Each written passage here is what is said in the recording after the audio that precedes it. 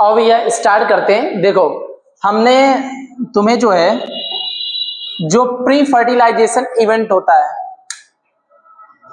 इधर सुनो, हमने तुम सभी को प्री फर्टिलाइजेशन वाला जो इवेंट होता है, क्या हमने इसको पढ़ा दिया है ना? ये प्री फर्टिलाइजेशन वाला इवेंट हमने फाइनली कवर कर लिया।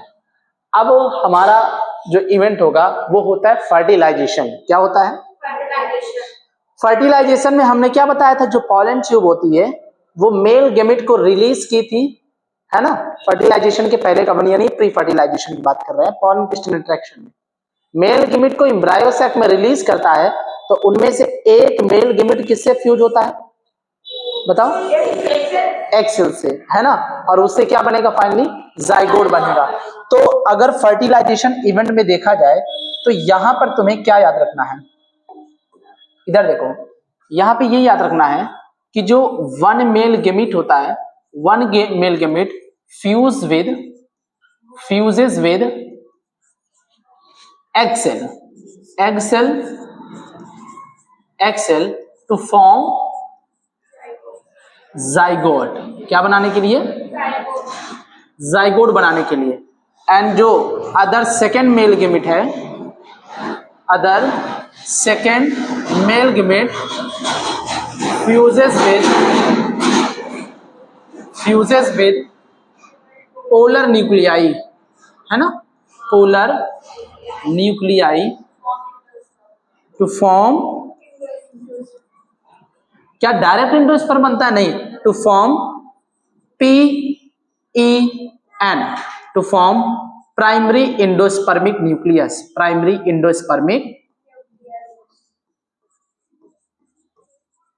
Endospermic nucleus. आई बात समझ में? सबको बातें समझ में आ गई ना? बहुत अच्छी बात है। तो फर्टिलाइजेशन इवेंट एक ऐसा इवेंट है, यहां पे क्या लिखोगे? In this event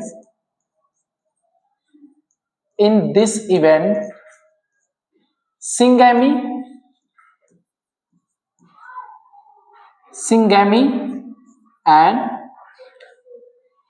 and triple fusion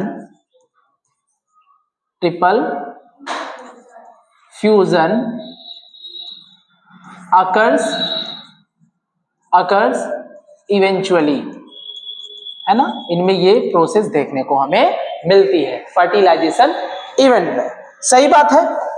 सही बात है, बोलो हाँ। तो यहां पे ध्यान से देखना, ये क्या है? मेल गेमेट है। क्या है? अब ये मेल गेमेट क्या करेगी बताओ? ये फ्यूज करेगी किसके साथ? एग सेल के साथ। किसके साथ? है ना? यहां पर क्या चलेगा भैया? यहां पर चलेगा फ्यूजन। क्या चलेगा? और इसी फ्यूजन को बोलते हैं हम सिंगैमी। क्या बोलेंगे? और सिंगैमी को ही बोलते हैं फर्टिलाइजेशन। क्या बोलेंगे? फर्टिलाइजेशन। तो इससे एक स्ट्रक्चर तैयार होता है जिसका नाम होता है, बताओ क्या? जिसका नाम है जाइगोट। क्या नाम है? जाइगोट नाम है। डिप्लॉयड स्ट्रक्चर होता है। सीधी बात समझ में आ गई? अगर हम इसकी बात करें, इधर सभी लोग ध्यान देखना, नंबर एक तो ये हो गया। नंबर टू पे क्या मैं बोलूंगा? ये है एक मेल गेमेट। क्या है? और ये मेल गेमेट क्या करता है? जो सेंट्रल सेल के अंदर दो और न्यूक्लियस होते हैं जिसको हम पोलर न्यूक्लियाई बोलते हैं। क्या बोलते हैं? ये N+N होते हैं, मतलब 2N, है ना? और ये कैसे होते हैं? हैप्लॉइड होते हैं। तो अब क्या करेंगे? ये इनमें करेंगे ट्रिपल फ्यूजन। क्या करेंगे? ट्रिपल फ्यूजन करते हैं, है ना? जिसके थ्रू क्या बनता है? एक स्ट्रक्चर बनता है जिसको हम क्या बोलते हैं बताओ? ये देखो, इसे हम बोलते हैं, ये बोलते हैं इसको PEC।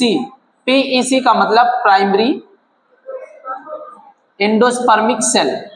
प्राइमरी एंडोस्पर्मिक सेल, ठीक है? कैसा होता है? 3N होता है। कैसा होता है? और इसके अंदर जो न्यूक्लियस है इसे हम बोलते हैं PEN, प्राइमरी एंडोस्पर्मिक न्यूक्लियस। समझ में आई बात? तो तुमसे ये क्वेश्चन पूछ सकता है कि जो प्राइमरी एंडोस्पर्मिक न्यूक्लियस होता है ये किसके अंदर होता है? प्राइमरी एंडोस्पर्मिक सेल के अंदर। किसके अंदर? क्योंकि अब जो सेंट्रल सेल है अब वो पीईसी कहलाएगा। क्या कहलाएगा? Primary endospermic cell. और इसके अंदर क्या होते हैं? Primary endospermic nucleus. क्या होते हैं? और ये न्यूक्लियस भी कैसा होता है? ट्रिप्लॉइड। कैसा होता है? कैसा होता है? ट्रिप्लॉइड होता है। ठीक है, तो तुम्हें ये याद रखना होगा कि यहां पर ये हुआ सिंगेमी फर्टिलाइजेशन और इधर हुआ ट्रिपल फ्यूजन, इसीलिए हम इसको दोनों को मिलाकर के कल क्या बोले थे? इन दोनों को मिलाकर के हम बोलते हैं क्या? Double fertilisation. क्या बोलते हैं? Double fertilisation. बताइए, इतनी बात समझ में आ गई? हिंदी में इसको दोहरा निषेचन बोलते हैं। बताइए, इतनी बात समझ में आ गई? डबल फर्टिलाइजेशन क्या बोलते हैं? अब जरा मुझे एक बात बताना, क्या ये जाइगोट यहीं तक रुका रहेगा? इसका कुछ काम नहीं होगा क्या? काम होगा ना। तो यहां पर तुम डिफिनेशन में लिख सकते हो,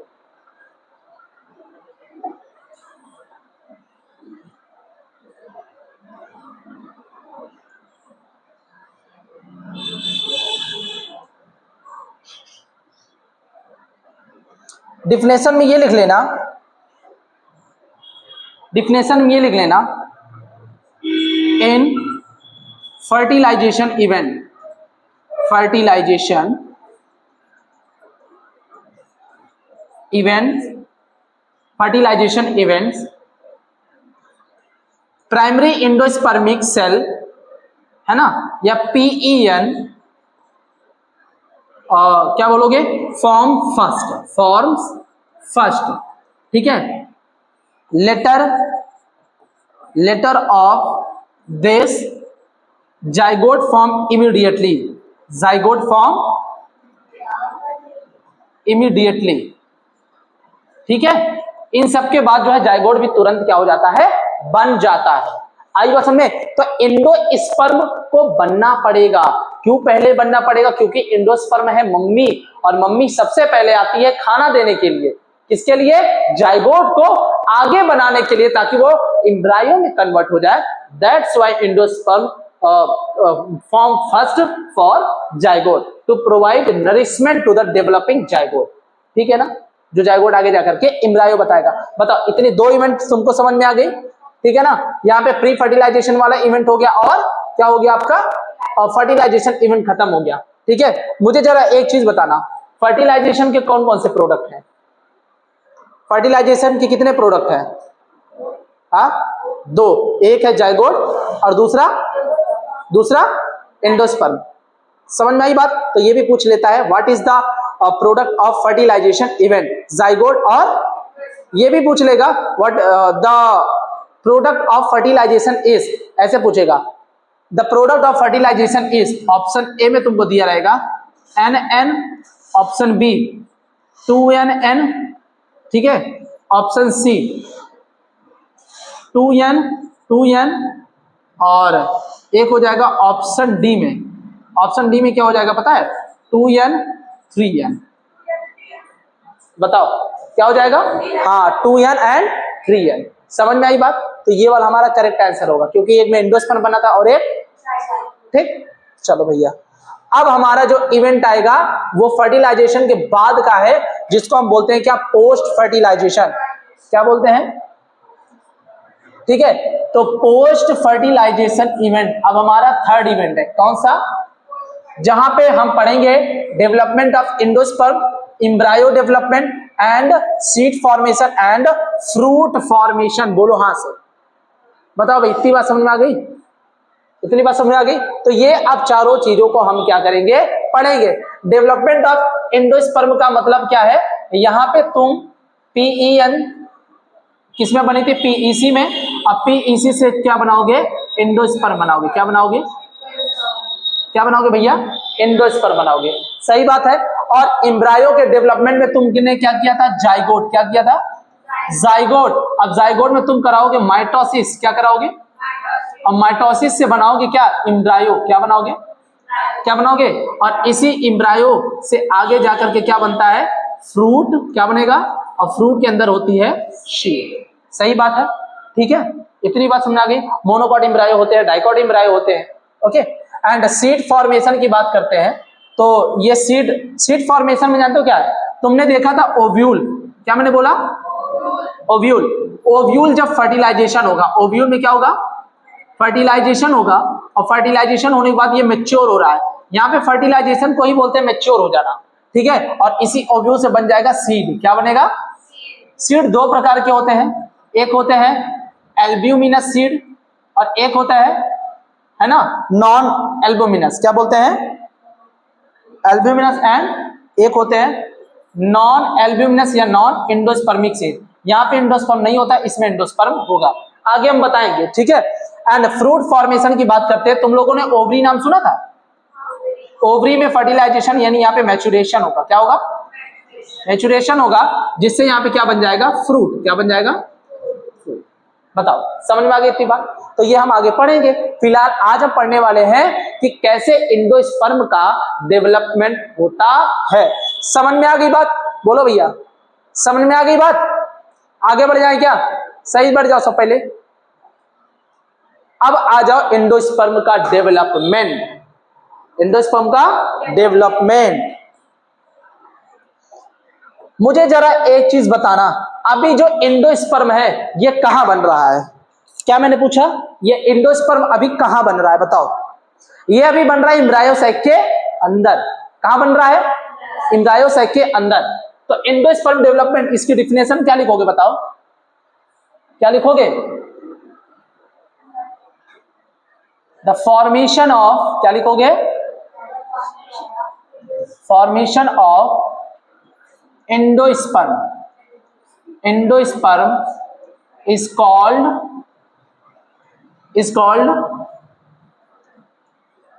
endospermic development। एंडोस्पर्मिक डेवलपमेंट, सही बात है, बोलो हाँ। और ये एंडोस्पर्म का डेवलपमेंट कहां लिखोगे? कहां होता है? This occurs inside embryo sac। कहां होता है? एम्ब्रायो सैक के अंदर। कहां होता है? जहां पे लिखोगे वेयर मेल गैमेट। क्या मैंने बोला? मेल गैमेट है ना, फ्यूज होती है, fuse two polar nuclei to form, क्या बनाती है बताओ? To form primary endospermic nucleus in primary endospermic cell. सही बात है ना? सही बात है। तब जाकर के ये फिर क्या बनाएगी? Further this cells increases in size. अब ये क्या होती है? साइज में बढ़ जाएगी, in size to form endosperm. जो क्या बना लेती है आगे जाकर के?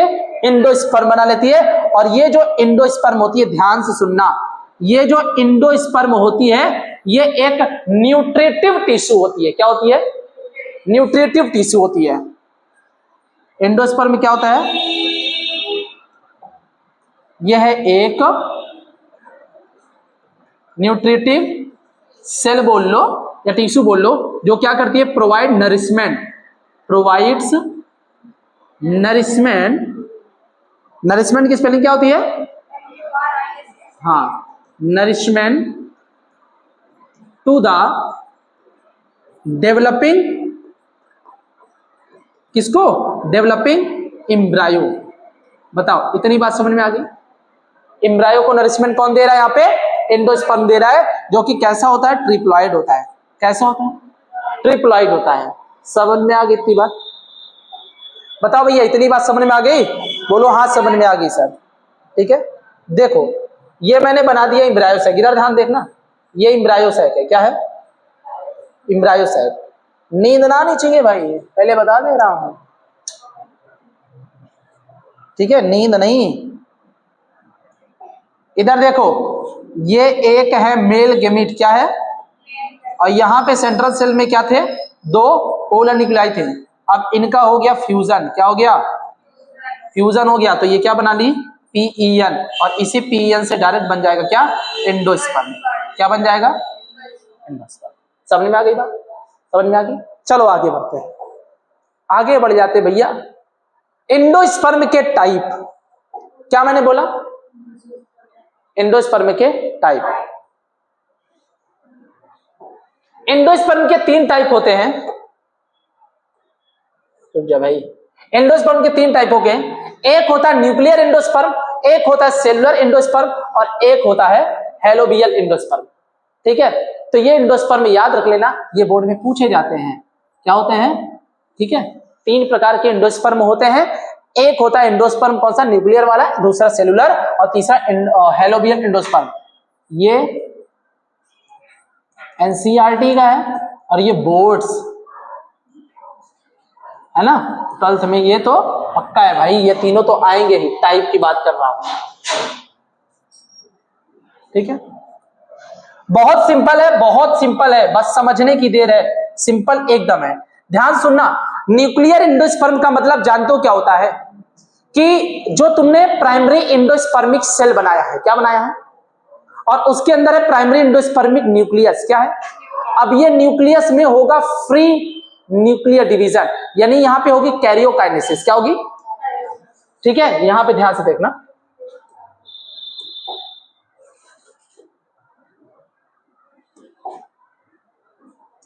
इधर देखो,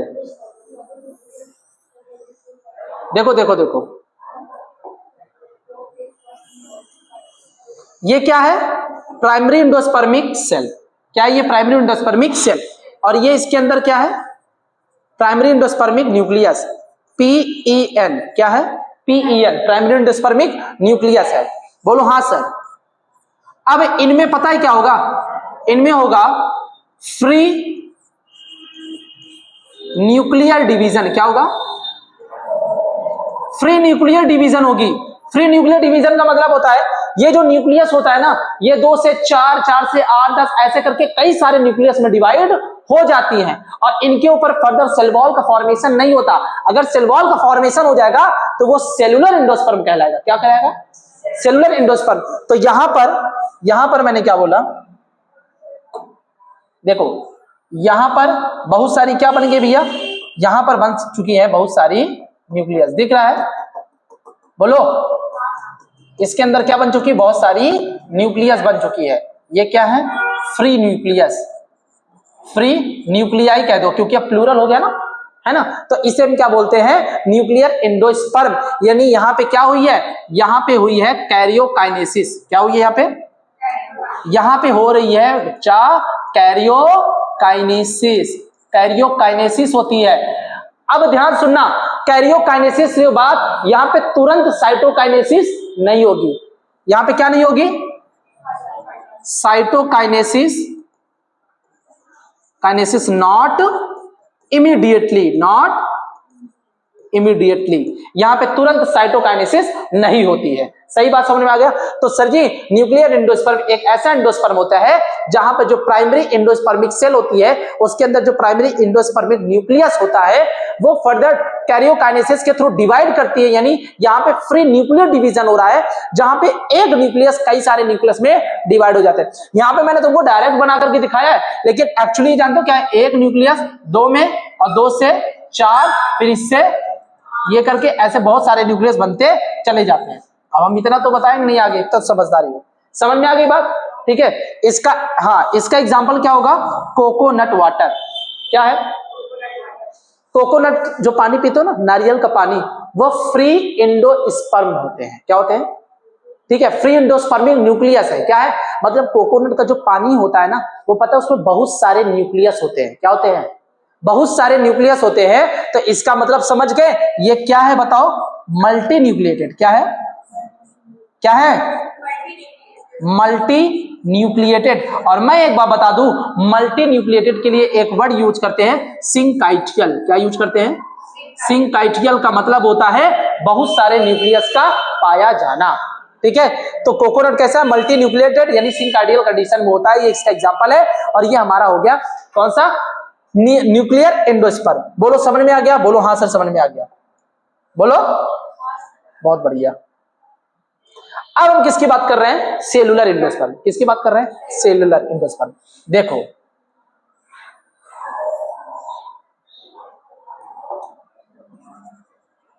इधर ये क्या है? PEC। और ये क्या है? PEN, प्राइमरी एंडोस्पर्मिक न्यूक्लियस है। अब होता क्या है, ध्यान से समझना एकदम। यहां पे ये बना लो। अब यहां पे बहुत सारी ऐसे न्यूक्लियस बन जाएंगे। यहां पर भी फ्री न्यूक्लियर डिवीजन होता है। क्या होता है? फ्री न्यूक्लियर डिवीजन होता है, लेकिन उसके तुरंत बाद इमीडिएटली क्या हो जाता है? सेल वॉल बन जाता है। क्या बन जाता है? Cell wall. इधर ध्यान से देखना। अच्छा बताओ, ये अभी कौन सी कंडीशन में है? यूनिसेलुलर। कैसा है? कैसा है? यूनिसेलुलर। ठीक है, मल्टी न्यूक्लियर कंडीशन में। यहां पे देखो, ये क्या है? न्यूक्लियस है। बोलो हाँ सर न्यूक्लियस है। ये देखो, अब हुआ क्या, इनके ऊपर बन गया सेल वॉल। इनके ऊपर क्या बन गया? जरा ध्यान से देखना, इनके ऊपर ये क्या बन गई? सेल वॉल बन गई। यानी अगर न्यूक्लियस के ऊपर सेल वॉल की कवरिंग हो जाती है तो अब वो सेल में बदल गई। किस में बदल गई? सेल में बदल गई। समझ में आई बात? समझ आ गई? तो यहां पे क्या हो रहा है? Cell wall formation. क्या हो रहा है? Cell wall formation. Formation after karyokinesis. Karyokinesis. Sir ji karyokinesis होती क्या है? बताया ना, न्यूक्लियस का डिवीजन।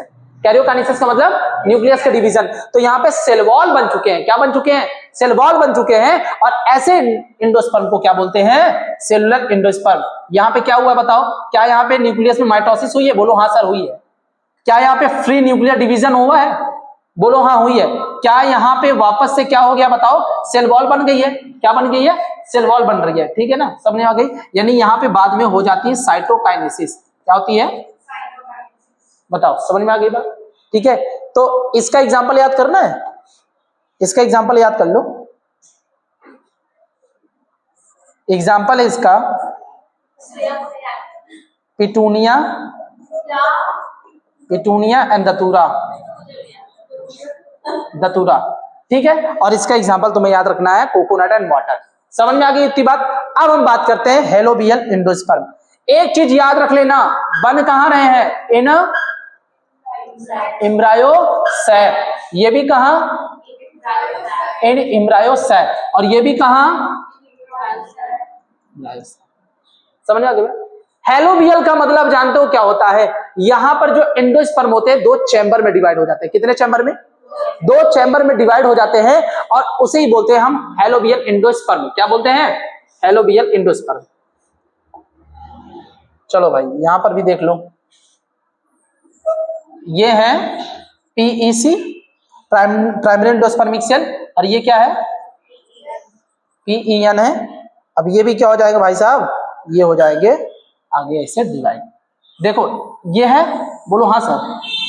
अब देखो ये बीच में क्या हो गए? ये चैम्बर बना लिए। क्या बना लिए? अब इस चैम्बर में दो न्यूक्लियस रख दो, एक ये और एक ये। तो यहां पे क्या लिखोगे? Endosperm, endosperm is divided into two chamber in embryo sac। सही बात है। क्या यहां पे कैरियोकाइनेसिस हुई है? हाँ, यहां पे क्या हुई है? कैरियोकाइनेसिस हुई है, मतलब न्यूक्लियस का डिवीजन हुआ है, और उसके ठीक तुरंत बाद क्या हो गई है? साइटोकाइनेसिस हो गई। क्या हो गई? साइटोकाइनेसिस। यानी इसके बीच में ये तुमको दिख रहा है सेल वॉल। क्या दिख रहा है? और एक चैम्बर ये हो गया और एक चैम्बर ये, दो सेल के चैम्बर में डिवाइड हो जाती है। सही बात है। ऐसे एंडोस्पर्म को क्या बोलते हैं? Helobial endosperm. और इसका एग्जांपल याद रख लो, एस्फोडिलस। क्या याद रखोगे? एस्फोडिलस इसका एग्जांपल याद रख लो, प्लांट के नाम है। ठीक है, समझ आ गई? क्या न्यूक्लियर एंडोस्पर्म में सेल वॉल बनती है? नहीं, यहाँ पे न्यूक्लियर बार बार डिवाइड करती रहती है, कई सारे न्यूक्लियस बनते हैं। सेलुलर एंडोस्पर्म में न्यूक्लियस के ऊपर सेल वॉल बन जाती है, और यहाँ पे क्या होता है? दो सेल चैम्बर में डिवाइड हो जाती है। एक सेल एंडोस्पर्म की प्राइमरी एंडोस्पर्म में क्या प्राइमरी एंडोस्पर्मिक सेल।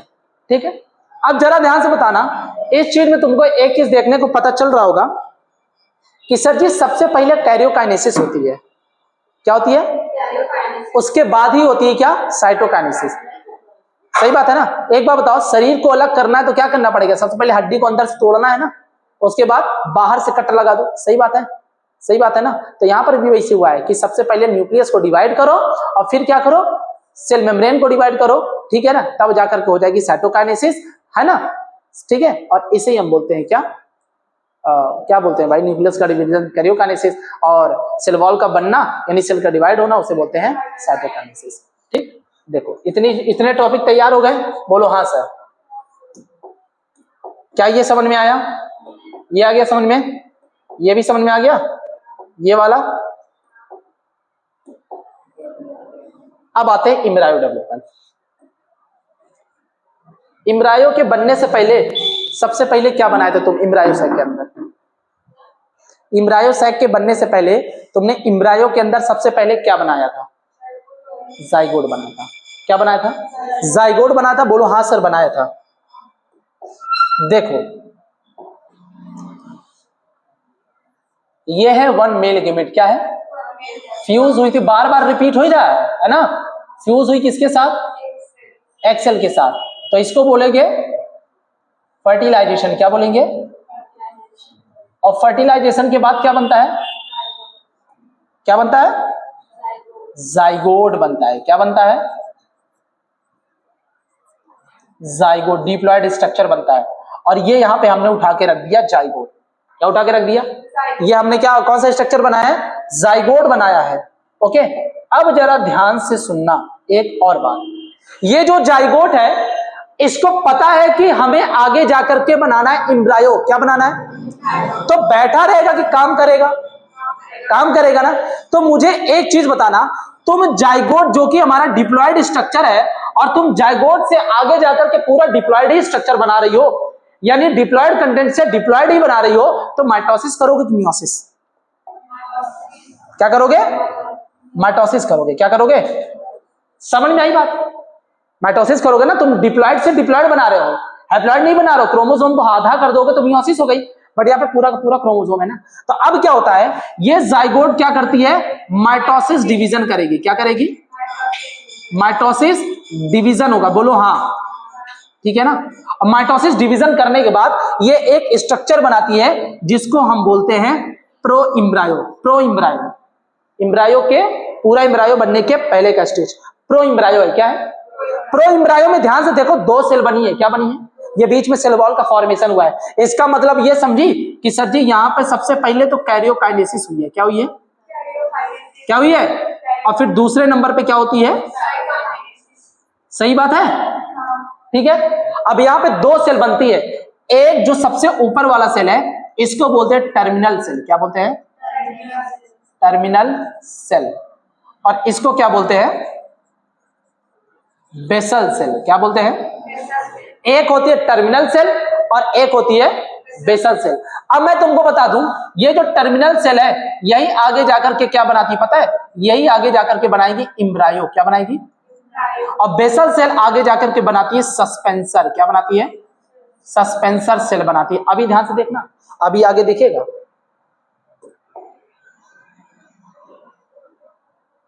चलो इधर देखो, ये देखो। अब ये वापस से क्या कर रही है बताओ, ध्यान सुनना। दो सेल मिला, सबसे पहला कौन सा है? टर्मिनल सेल जिससे बनेगी इम्ब्रायो, और एक होता है बेसल सेल जिससे बनेगा, क्या बनेगा? Suspensor cell. तो ध्यान से देखना, इस बेसल सेल में होती है माइटोसिस। क्या होती है? क्या होती है? और माइटोसिस होने के बाद ये देखो बहुत सारे सेल्स बनते हैं, इसको बोलते हैं सस्पेंसर सेल्स। क्या बोलते हैं? तुमको ये लग रहा होगा ना सर जी ये एक है तो इससे तो दो बनना चाहिए, तब चार बनना चाहिए। तो अब हम तुमको दो चार ऐसे बना के दिखाएं क्या? वो समझना पड़ेगा ना, है ना। तो ये जो बेसल सेल होती है ये डिवाइड करेगी, और डिवाइड करने के बाद क्या बनाएगी? Suspensor cell. क्या बनाएगी? और फिर इस टर्मिनल सेल, ये ऊपर वाले सेल में भी क्या होती है बताओ? क्या होती है? इसमें भी होती है माइटोसिस। क्या होती है? माइटोसिस होती है। और ये ऊपर बनाती है ग्लोब्यूलर, क्या? ग्लोब्यूलर इम्ब्रायो बनाएगी। क्या बनाएगी? क्योंकि ये कैसा होता है? Multi cellular. कैसा होता है? तो यहां पे देखो तीसरे नंबर पे तुमने क्या बनाया है? Globular embryo. तो कितने टाइप के इम्ब्रायो होते हैं? नंबर 1, मतलब कहां से स्टेज शुरू होता है? प्रो इम्ब्रायो, फिर ग्लोब्यूलर इम्ब्रायो। क्या हुआ? तो इतनी बात समझ में आ गई। प्रो इम्ब्रायो कैसे बना? जब जाइगोट माइटोसिस किया तो दो सेल बने। क्या बने? दो सेल बने। अब इन दो सेल में जो ऊपर वाला सेल होता है वो माइटोसिस करके ग्लोब्यूलर इम्ब्रायो वाली सेल बनाएगी, और नीचे बेसल सेल डिवाइड होकर के सस्पेंसर सेल बनाएगी। क्या बनाएगी? Suspensor cell. इतनी बात समझ में आ गई? चलो बहुत अच्छी बात है। अब ये आगे का स्टेप है।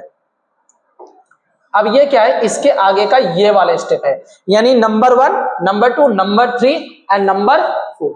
अब जानते हो क्या होता है, ये ग्लोब्यूलर एम्ब्रायो मानता ही नहीं है। क्या है? मानता ही नहीं है। अब ये जानते हो क्या करेगा, ये दिल देगा। क्या करेगा? किसी को दिल देना चाहेगा, तो दिल देने के पहले सबसे पहले दिल वाला शकल बनाएगा ना। तो ये कैसा हो गया? दिलदार हो गया। कैसा हो गया? ये हो गया भैया दिलदार। कैसा हो गया? दिलदार। तो ये ग्लोब्यूलर शेप एम्ब्रायो अब कैसे हो गया? हार्ट के जैसा दिखने लगा। कैसा दिखने लगा? तो इसे बोलते हैं हार्ट शेप एम्ब्रायो। क्या बोलेंगे? Heart shape embryo. ध्यान से देखो, अब ये सस्पेंसर सेल धीरे धीरे घटने लगी। दिख रहा है ना? घटने लगी ना। तो ये घटेंगी भाई, क्योंकि अब इनमें मेहनत पड़ रहा है ना, ये आगे जाकर के, क्योंकि इनको न्यूट्रिशन देना पड़ रहा है। ठीक है, बताओ इतनी बात समझ में आ गई? तो ये कौन सी सेल है? Suspensor cells. इतनी बात समझ में आ गई? बोलो हाँ समझ में आ गई। अब होता क्या है, 4 नंबर के बाद अब ये आ जाओ 5th वाले में, जहां पर ये कैसा है? हॉर्स शू शेप एम्ब्रायो बना। कैसा? Horse shoe shape. घोड़े का पैर देखा है? इसी तरह दिखता है ना। तो यहां पे देखो ये कैसा बन गया? Horse shoe shape. फिर आगे जाकर के ये क्या हो जाता है? मैच्योर। क्या हो जाता है? क्या हो जाएगा? मैच्योर हो जाएगा। यानी कि अब कैसा एम्ब्रायो बन रहा है? Mature embryo. कैसा बन रहा है? मैच्योर एम्ब्रायो, जहां पे हॉर्स शू शेप कन्वर्ट होकर के एम्ब्रायो मैच्योर बना लिया। जहां पे ध्यान से देख सकते हो, ये ऊपर जो तुमको दिख रहा है, इनमें ये वाला जो स्ट्रक्चर है, इसको हम रेडिकल बोलते हैं। क्या बोलते हैं?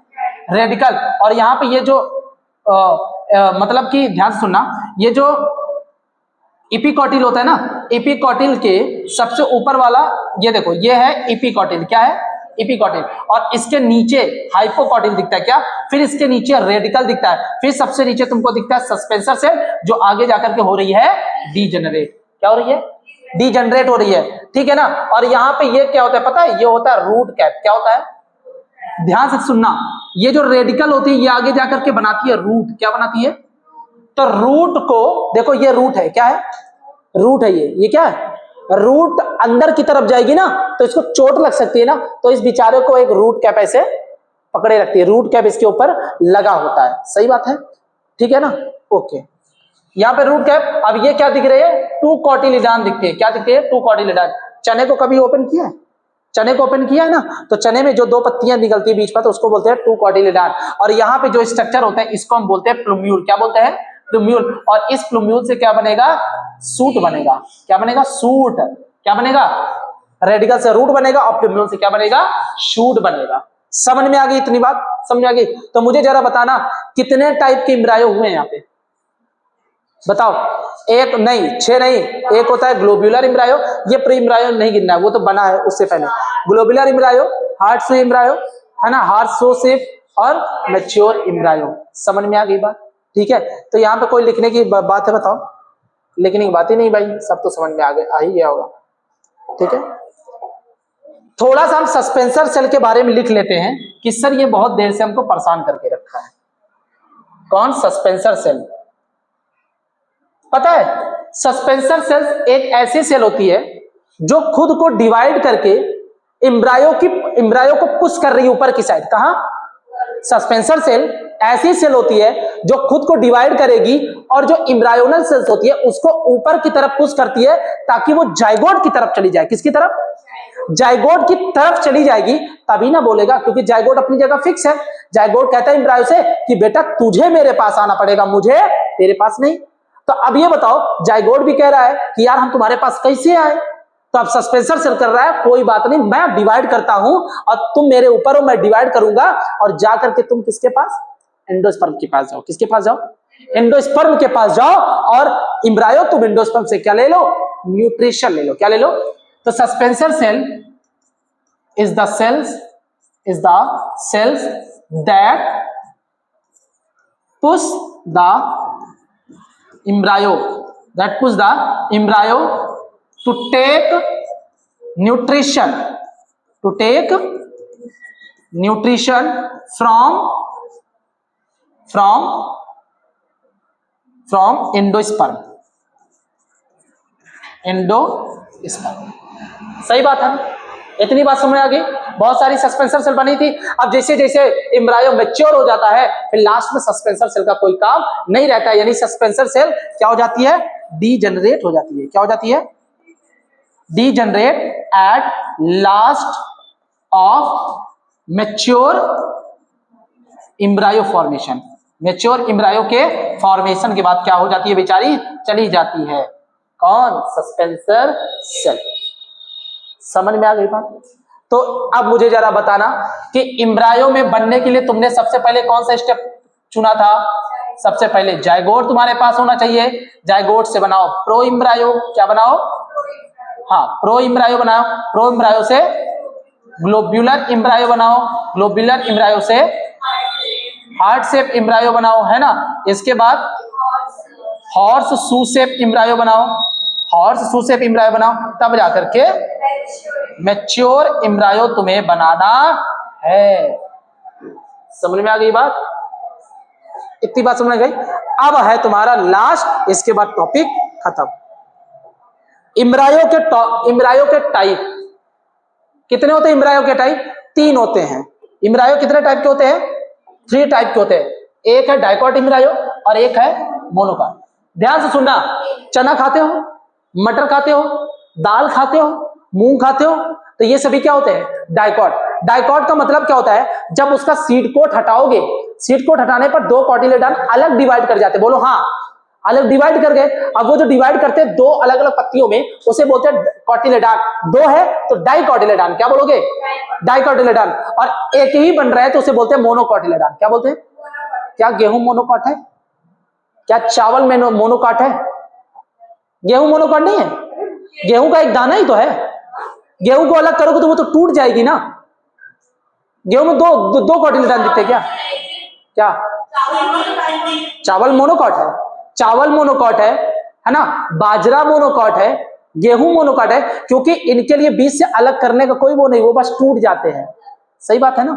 और डाइकॉट में तो देखते हो ना, सीड को हटाओ तो अलग अलग हो जाते हैं। सही बात है ना। चने में देखा होगा तुम, ऐसे देखते हो ना चना, यहाँ पे एक हाइलम स्कार होता है, क्या होता है, और ये इसके बीच में सेप्टा होता है, यहाँ पे एक कॉटिलेडॉन इधर, और ये दोनों प्लूम्यूल से जुड़े होते हैं। सही बात है, ऐसा देखते हो ना चना में। लेकिन गेहूं में तो भैया सिर्फ एक यही होता है बस, और चावल में एक ऐसा। समझ में आ गई बात। तो डाइकॉट मोनोकॉट में अंतर होना चाहिए। डाइकॉट एम्ब्रायो में क्या होता है, डाइकॉट एम्ब्रायो में एक कॉटिलेडॉन ये है, दूसरा ये है। सही बात है ना। और इसके जस्ट नीचे क्या होती है, रेडिकल होती है। क्या होती है, और रेडिकल के नीचे क्या देखने को मिलेगा तुमको, रूट कैप। क्या देखने को मिलेगा, रूट कैप। क्या करती है, यह रेडिकल को क्या करती है, प्रोटेक्ट करती है। क्या करती है, क्योंकि रेडिकल से क्या बनाना होता है, रूट। क्या बनाओगे, रूट बनाओगे। सही बात है। अब ये देखो, अब इसे बीच में क्या बोलते हैं, इसको हाइपोकोटाइल। क्या बोलते हैं, हाइपोकोटाइल। किसके नीचे होता है, कॉटिलेडॉन के नीचे। ये जो कॉटिलेडॉन है उसके नीचे होता है, और ये क्या बनाता है, पूरे रूट सिस्टम को बनाएगा। क्या करेगा, रूट सिस्टम को बनाएगा पूरे, with the help of radical. अब इसके ऊपर देखो, इपी। देखो कॉटिलेडॉन के ऊपर है ना, ऊपर के लिए बोलते हैं इपी। क्या बोलते हैं, कॉटिलेडॉन के ऊपर है तो इसको बोलते हैं इपिकोटाइल। क्या बोलते हैं, ये इपिकोटाइल पूरा सूट सिस्टम बनाएगा, किसके साथ मिलकर के, प्लूम्यूल के साथ मिलकर के, और ये कॉटिलेडॉन के ऊपर होता है। सही बात है। एग्जांपल क्या याद करोगे, ग्राम, पी, ये सभी क्या होते हैं, डाइकॉट होते हैं। मोनोकॉट में क्या देखोगे, मेज देखा है, मेज। एग्जांपल इसमें ले लो मेज। क्या ले लो, क्योंकि एनसीईआरटी में मेज का ही दिया है। किसका दिया डायग्राम, मेज का दिया। राइस भी हो जाएगी, व्हीट भी हो जाएगी। ठीक है, तो ये मेज का एक सीड है। ये किसकी सीड है, मेज की एक सीड है। और इसमें जो आधा पोर्शन यहां तक का तुमको दिखेगा, इसको हम बोलते हैं स्क्यूटलम। क्या बोलते हैं, और यही क्या होती है, मोनोकॉट है। क्या है, मोनोकॉट का मतलब यही है, एक कॉटिलेडॉन। क्या है, एक कॉटिलेडॉन होती है। लेकिन मैं तुमको एक बात बता दूं, यहां पर दूसरा भी कॉटिलेडॉन होता है। सर जी दूसरा हो जाएगा तो ये तो डाइकॉट हो जाएगा ना। यहां पर दूसरा कॉटिलेडॉन एक हिस्से के बराबर है। क्या है, थोड़ा सा बचा होता है, यानी वो पूरी तरह से गायब है, लेकिन थोड़ी से क्या हुआ है, बचा हुआ है। ठीक है, और इसे हम बोलते हैं इपीब्लास्ट। क्या बोलते हैं, इपीब्लास्ट क्या है, रिमेन्स ऑफ अदर मोनोकॉट। ठीक है ना, कुछ हिस्सा, कुछ पार्ट बचा हुआ है, लेकिन उसको हम कंसीडर नहीं करते। अब यहाँ पे देखो, ये सबसे ऊपर क्या है, कोलियोप्टाइल। और कोलियोप्टाइल क्या करता है, प्लूम्यूल को कवर करेगा। किसको, यहाँ पे है प्लूम्यूल, और प्लूम्यूल को कवर करने के लिए क्या होता है, कोलियोप्टाइल। और यहां पर ये क्या स्ट्रक्चर है, इपिकोटाइल, ठीक है। और ये वाला क्या है, हाइपोकोटाइल। ये क्या होता है मैंने तुमको बताया है। और ये क्या है, देखो ये रेडिकल है, रेडिकल, इसके नीचे रूट कैप है, क्या है, रूट कैप है। फिर इसके नीचे तुमको दिखता है कोलियोराइजा, जो रूट सिस्टम को कवर करता है।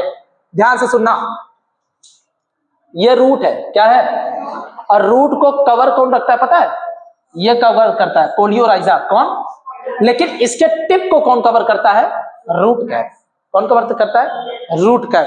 इतनी बातें समझ में आ गई तो बोलो हाँ। हम तुम्हारे लिए यहाँ पे एक पीडीएफ और ऐड कर देते हैं, मान लो तुम्हें कुछ इसमें लिखना होगा तो, ठीक, बताओ भैया, देख लो।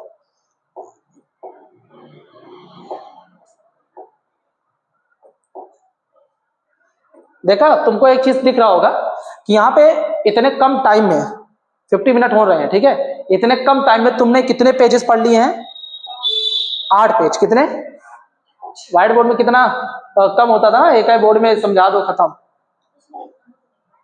ठीक, यहाँ पे लिखना, अब लिखो अपने घर में लिखना, ठीक है। बता भैया, आज के लिए इतना ही रखे, ठीक है, चलो बाय बाय, बहुत बहुत धन्यवाद। इसको अभी जाना नहीं है,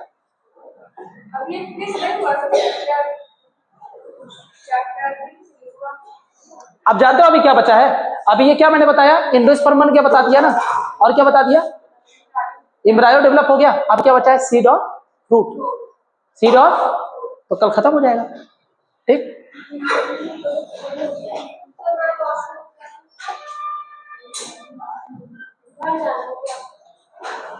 किसको घर जाना है?